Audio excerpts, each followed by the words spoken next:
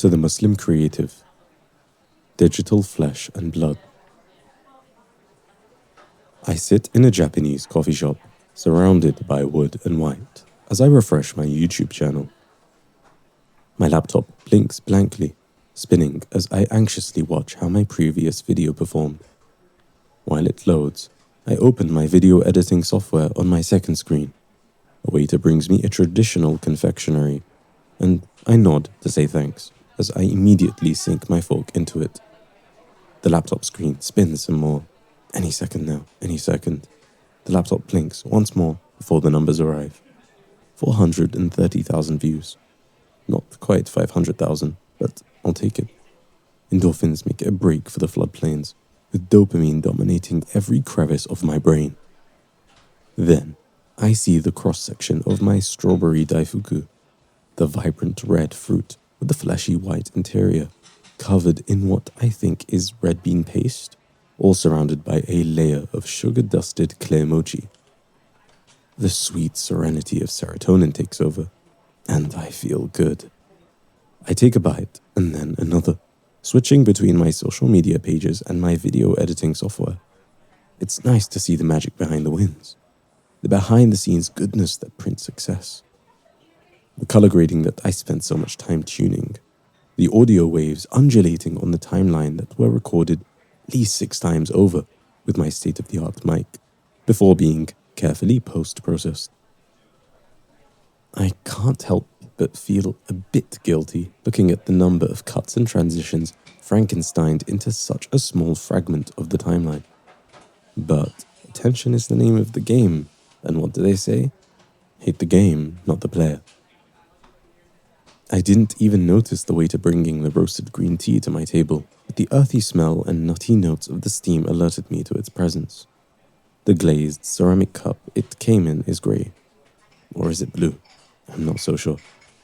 My tongue hisses as it's scorched by the heat of the tea.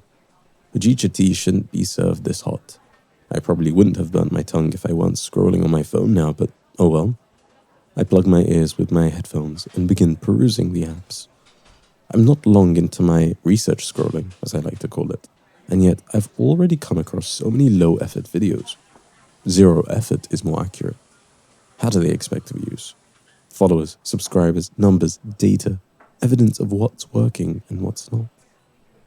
At least pay attention to the 2 things that matter when it comes to making content. Audio and video. They are the bread and butter, the inner and outer, the sum and substance, the crux of substance, the meat and potatoes. The meat and potatoes is a funny phrase. It really bugs me though to see such poor execution. The least you can do is have a good camera, get a good mic. You don't even need to know how to edit well, and a little goes a long way. But oh well, I quickly forget it when beneath it live videos that reveal the keys to virality, the importance of hooks at the start of the video, the types of pattern shifts to retain attention, using the technique of starting short-form videos by saying, most people don't know this one thing, and psychologically trapping them. A video of starving children breaks the trance that I'm in after seeing a slurry of how to be viral videos, and I promptly swipe up to move on. I justify it. I am here for research. Also, why is a charity sponsoring an ad? Where are they getting the money from? Maybe it's not even a legitimate charity. It's definitely not the case that, in this moment of comfort, sipping my tea despite its heat and eating the last bite of my soft, chewy confectionery, I don't want to watch the video. No. That's not why I feel uncomfortable. I just care too much about the poor to want to put myself through that hurt just right now. That's it. Nothing more to it. Yeah. The travel and food videos that follow provide ample cannon fodder for the pestering voice in my mind, hell-bent on making me feel guilty. I'm just on this app to research, after all. I'm captured by the sonorous voice of the reciter in the next clip, arresting my attention as my eyes snap into focus as they land on the translation of the verse being recited. A clip from the chapter of the pilgrimage, the 22nd chapter of the Quran is being played. Apt timing, given that we're in the month of the pilgrimage, Good attention to detail too on the part of the editor, syncing the translation to directly align with the Arabic recitation. The verse plays again, as all short-form videos do, in this infinite x-axis horizontal loop, along the y-axis infinite vertical. I read it one more time, with a bit more attention.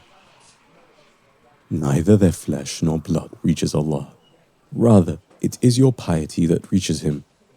This is how He has subjected them to you, so that you may proclaim the greatness of Allah for what He has guided you to, and give good news to the good doers. Well, this must be about the sacrificial slaughter that happens at this time of year. Interesting. Neither their flesh nor blood reaches Allah. Rather, it is your piety that reaches Him. A concept I've not really considered before, to be honest. I don't see how that relates to me, but it's interesting all the same. I can see how someone who is sacrificing an animal would benefit from knowing this. It would be ironic to focus so much on the sacrifice that they get lost in the details. They spend all their time obsessing over how the meat is cut, or the procedure of draining the animal, to the exclusion of the spirit of the sacrificial act of worship, the gratitude they would show for the blessing of food, and the distribution to those in need. Yeah, I can see how all of this can be lost if you do this act with the wrong intention. I sip what I think is the last of the toasty tea, but my eyes zero in on the murky bottom of the upside-down grey-blue cup to see but a drop of amber-brown liquid dripping slowly toward my ever so slightly cracked lips. The color reminds me of dried blood. It's funny how that happens. It's probably just because I read the word blood in the verse. The brain works in strange ways. What else could be blood then, oh so smart brain? Hojicha tea is on the list. What else can I think of? Or what else could be flesh? Maybe my strawberry daifuku. No, the mochi outer is more like slime than flesh. Though I suppose the fleshy strawberry surrounded by the red bean paste really isn't so far off. What else? This is fun. Meat and potatoes. That's silly. Meat is flesh, fine, but potatoes as blood is quite laughable. Where did that come from? Why is that in my mind? Oh yes, the meat and potatoes of content, the substance that really matters for digital creation, is the video and audio. I guess that actually fits. Video is like flesh, the outer, the perceived.